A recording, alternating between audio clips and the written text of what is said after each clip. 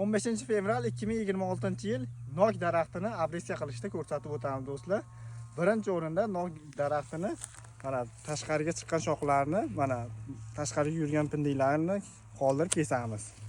Do'stlar, mana. Mana bu asosiy liderga xalaqit berganini kesib, bunisini qaytarib qo'yamiz. Liderni uchidan kesamiz.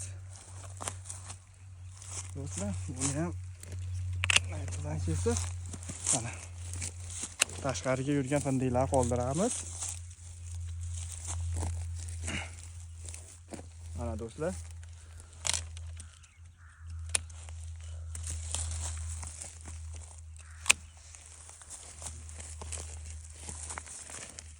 Ichida unaqa mayda shoxlarni ham tozalab qo'yamiz.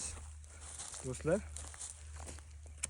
videoga like bosib, kanalga obuna bo'lib qo'yasiz. Inshaalloh ertaga boshqa daraxtlardan kesishni ko'rsatib o'tamiz do'stlar.